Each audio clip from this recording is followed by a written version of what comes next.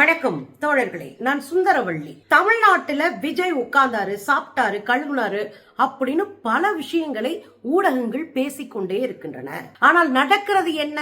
பதவியேற்று 5 நாட்கள்ல 24 பேர் கொலை செய்யப்பட்டிருக்கிறார்கள்.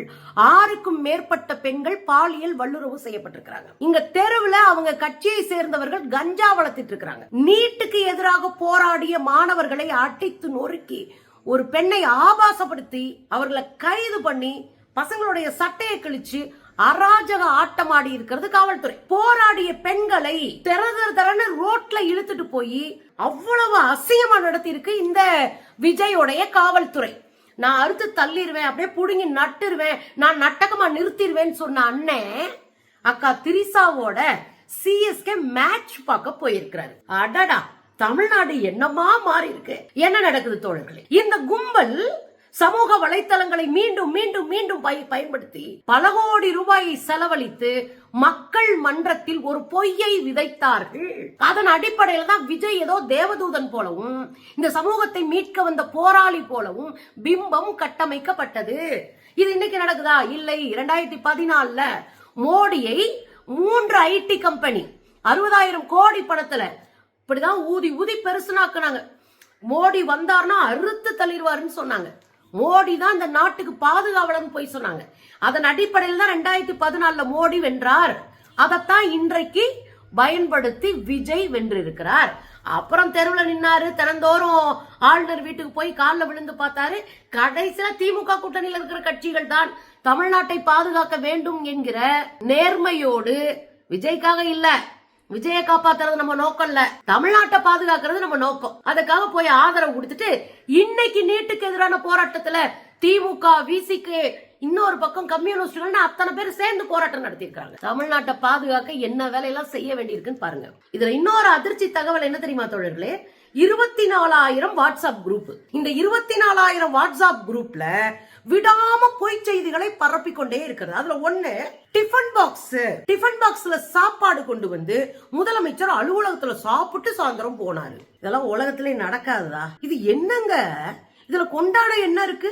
இல்ல இது மாதிரியான ஒன்றுமற்ற வேலைகளை போக்கஸ் பண்ணி திசை திருப்பி கொண்டு இருக்கிறாங்க இந்த கும்பல். நீங்க 24 கொலைகளை மறைக்கணும்னா விஜய் நடந்தாரு தெரியுமா, விஜய் டிஃபன் பாக்ஸ்ல சாப்பிட்டாரு தெரியுமா, விஜய் தன் சீட்ல போட்டிருந்தா துண்டேவே எடுத்துட்டாராம், வெறும் சீட்ல உட்கார்ந்து இருக்கிறாராம். கூப்பிட்டீங்களா? உங்க வியர்வை அந்த சீட்ல படியும், உங்களுடைய எண்ணெய் அந்த சீட்ல படியும். நாளைக்கு அதைத்தான் இன்னொரு முதலமைச்சர் பயன்படுத்த போறாரு, இன்னொரு அதிகாரி பயன்படுத்துவாரு. அதை சுத்தமா பராமரிக்கிறது தான் மேல துண்டை போட்டு பராமரிக்கிறாங்க. இந்த பேசிக் அறிவு இல்லாத கும்பல் தானே இது. சரி, இதை விடுங்க. எனக்கு கடும் கோபம் வந்திருக்குங்க. உச்சபட்ச கோபத்தை தர்றது என்ன தெரியுமா?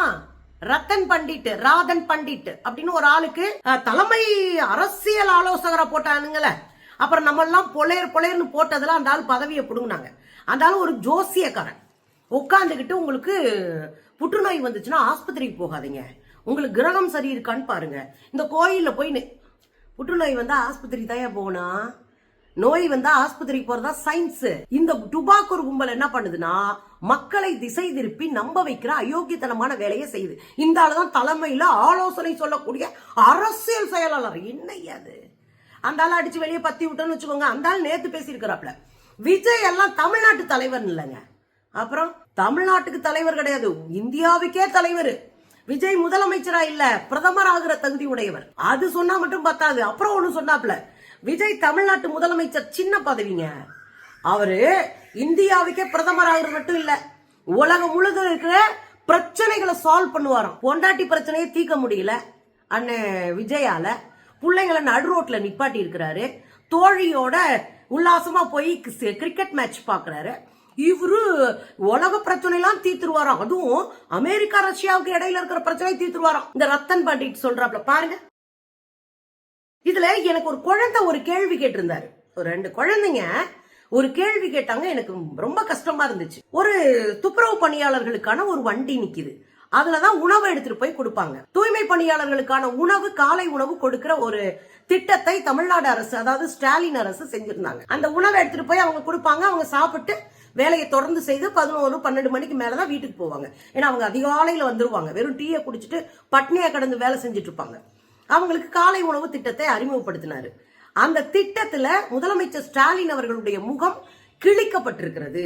இந்த பக்கமும் அவருடைய முகம் கிழிக்கப்பட்டிருக்கு.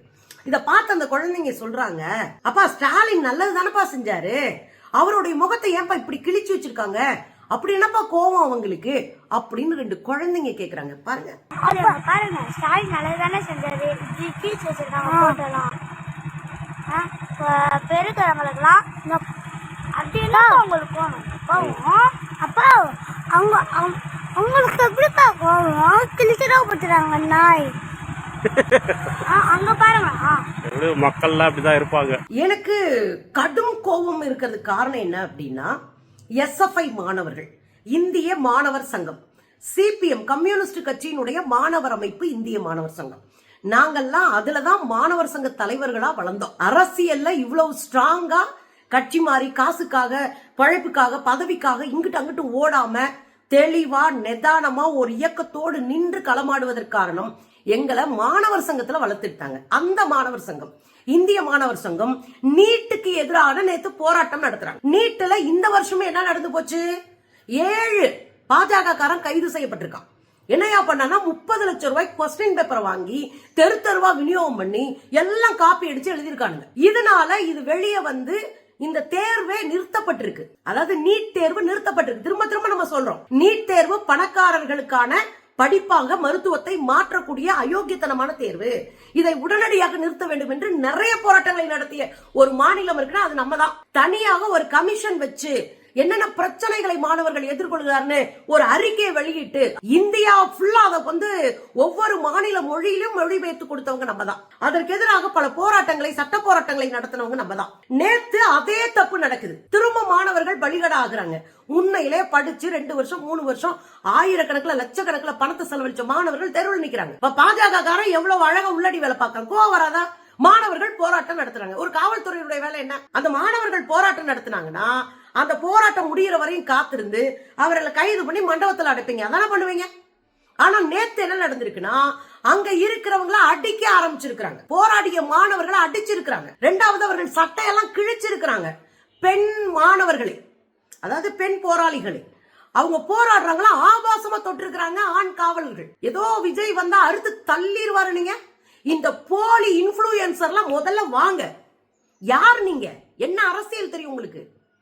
களத்துல கேவலமா நடந்துட்டு இருக்கிறதெல்லாம் பேசுறதுக்கு உங்களுக்கு முதுகெலும்பு இல்ல.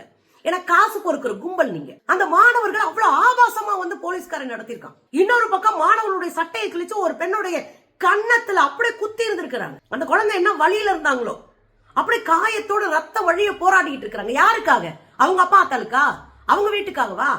அவர்கள் போராடியது இந்த மண்ணுக்காக, இந்த மாணவர்களுடைய உரிமைக்காக களத்துல நிக்கிறாங்க. அவங்க அவ்வளவு ஆபாசமா, அவ்வளவு கேவலப்படுத்தி அவர்களை அரஸ்ட் பண்ணி இழுத்துட்டு ஓடுறீங்க. 24 பேருக்கு மேல கேஸ் போட்டிருக்கீங்க, வழக்கு தொடுத்திருக்கீங்க. இது என்ன நாகரிகம் மிஸ்டர் விஜய்? உங்களுக்கு ஆட்சி செய்ய தெரியாத, அரசியல் தெரியாத எங்களுக்கு தெரியும். ஆனால் மாணவர்கள் மீது கூச்சமே இல்லாம வழக்கு போட்டு நேர்மையாக போராடின மாணவர்களை இவ்வளவு இழிவுபடுத்துறீங்க. நீங்க தானே முகமூடி போட்டுக்கிட்டு அனிதா வீட்டுக்கு போனீங்க, உங்களை யோகியனா காய்ச்சிக்கிட்டீங்களே. கடைசியில பார்த்தா போன வருஷம் என்ன பேசுனீங்க? நீட்டு தேர்வு ஒண்ணுதான் தேர்வா, மருத்துவம் ஒண்ணுதான் படிப்பான்னு கேட்டு உங்க முகத்தர கிழிஞ்சது. இன்னைக்கு என்ன நடந்திருக்கு? உங்க ஆட்சி லட்சணம் வெளியே வந்திருக்கு. மாணவர்கள் அடித்து நொறுக்கப்பட்டு ஆபாசமாக பாலியல் சித்திரவதை செய்யப்பட்டிருக்கிறாங்க. என்ன பதில் சொல்வீங்க? என்ன பதில் சொல்வீங்க? உங்களுக்கு தான் நிறைய வேலை இருக்கு மிஸ்டர் விஜய். முதல்ல அந்த மாணவர்கள் எப்படி அவமானப்படுத்தப்பட்டாங்க பாருங்க.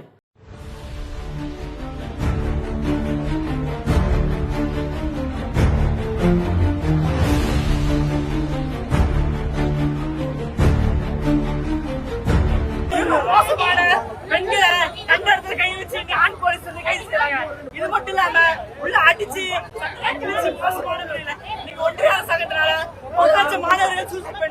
பாத்தீங்கல்ல, இதுதான் விஜயோடைய லட்சணம். இதோட தமிழ்நாட்டின் சட்ட ஒழுங்கு சந்தி சிரிக்கிறது. மக்கள் நொந்து போயிருக்கிறாங்க.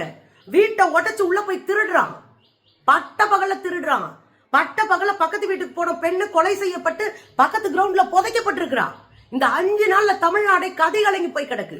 திராணியற்ற, தெளிவற்ற, கொள்கை பிடிப்பற்ற, இலக்கற்ற ஒரு பீசால விஜயால இது நடந்துச்சு.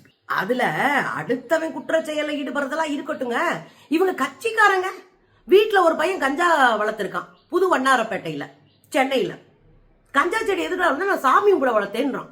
பார்த்தா ஒரு பக்கம் தாவேக்கா கொடி பறக்குது, இன்னொரு பக்கம் கஞ்சா செடி வளருது. என்னையா நடக்கிறீங்க? யாரு உங்க ஆள்கள்லாம் பாருங்க. கஞ்சா செடி நல்ல சத்தமா சொல்லும். கஞ்சா செடி வளர்க்கலாமா? அது மாதிரி நான் சாமியாக இது பண்றேன், எனக்கு மருந்து போல எடுத்துக்கிறேன். எனக்கு வந்து அதுதான் எனக்கு நிம்மதி கொடுக்குறது. நான் வந்து ஒரு நிறைய மனசு ரீதியாக பாதிக்கப்பட்டேன். இயற்கையான நான் ஒரு இது எடுத்துக்கிறேன்.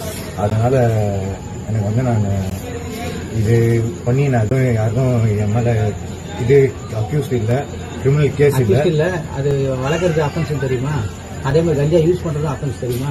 அதெல்லாம் கவர்மெண்ட் தான் நான் விற்கிது.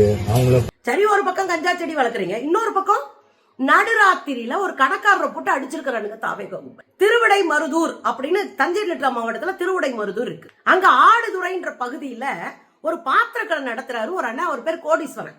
அவருக்கு 2 பசங்க. எல்லாரும் கடையெல்லாம் முடிச்சிட்டு கடையை சாத்திட்டு 3 பேர் வீட்டுக்கு போறாங்க. வீட்டுக்கு போற வழியில ஒரு 10 பேர் நின்று அவங்கள அடிக்கிறாங்க. அடிச்சுட்டு அவங்கள குற்றுயிரும் குலையுருமா போட்டுட்டு ஓடுறான். யாருடான்னு கடைசியில விசாரிச்சு பார்த்தா ஆடுதுறையினுடைய தாவேக்காவினுடைய கிளை செயலாளர் எடிசன் ஒரு பையன். அவன் தலைமையில தான் அந்த தாக்குதலே நடந்திருக்கு. கடைசியில் இந்த 10 பேரை அரெஸ்ட் பண்ணப்பட்டிருக்கிறாங்க. இப்போ எனக்கு அடிப்படை கேள்வி என்ன தெரியுங்களா? சட்ட ஒழுங்க பாதுகாக்கிற நீங்க இந்த லட்சணத்துல பாதுகாத்திருக்கீங்க. 5 நாள்ல 24 பேர் கொலை செய்யப்பட்டிருக்கிறாங்க. அதுல 6க்கும் மேற்பட்ட பெண்கள் பாலியல் வல்லுறவு செய்து கொலை செய்யப்பட்டிருக்காங்க. நகைக்காக கொலை செய்யப்பட்டிருக்காங்க. மூதாட்டி வீட்டுக்குள்ள புகுந்து அவரை கொன்னுட்டு நகையை திருடிட்டு போயிருக்காங்க. நீங்க வெக்கமே இல்லாம என்ன பண்ணிட்டு இருந்தீங்க பாருங்க. ரயில்வே நிலையம் சாலையில கோட்டீஸ்வரன் அப்படிங்கிறவரு பாத்திரக்கடை நடத்தி வந்துகிட்டு இருக்காரு. இரவு பாத்திரக்கடையை மூடிட்டு கோட்டீஸ்வரன் மகன்கள் பாலசுப்ரமணியம், பிரபாகரன் ஆகியோர் வீட்டுக்கு வரும்போது சந்திரன் அப்படிங்கிற நபர் தலைமையில காத்திருந்த கும்பலானது கண்மூடித்தனமா இந்த 3 பேரையுமே தாக்குனதா கூறப்படுது. அண்ணன் எவ்வளவு முக்கியமான ஜோலியில இருந்தாருன்னு பாத்தீங்களா? நம்ம அவருடைய தோழி திரிசாக்காவோட போய் சிஎஸ்கே மேட்ச் பார்த்து தங்களுடைய அன்பை அப்படி கொட்டி தீர்த்திருக்கிறாங்க. என்னங்க தமிழ்நாட்டுல அரசியல் தெரியாத தற்குறிகளால் தமிழ்நாட்டினுடைய சமூக நீதி அரசியல் நொறுக்கப்பட்டிருக்கு. பொய்யும் புரட்டும் பிரச்சாரமா வச்சு இவ்வளவு கேவலமான சூழ்நிலை தமிழ்நாட்டை கொண்டு வந்து 5 நாள்ல நிப்பாட்டிட்டாங்க. நீ 5 வருஷத்துல என்ன இழவு விழுக போதும் தெரியல. உண்மையிலேயே அச்சமா இருக்கு. ஒரு பக்கம் தாவேக்கா கும்பலே அடிக்கிறான், இறங்கி வீட்டுக்கு போய் நொறுக்குறான், எல்லாரையும் போட்டு படாத பாடுபடுத்துறான். இன்னொரு பக்கம் கஞ்சா கடத்தி இன்னைக்கு சிக்கிருக்கான் ஒருத்தன். கஞ்சா செடியை வளர்த்து ஒருத்தன் சிக்கிருக்கான். தமிழ்நாட்டை சோழிய முடிக்காம விஜய் போக மாட்டான், அதுதான் தெரியுது.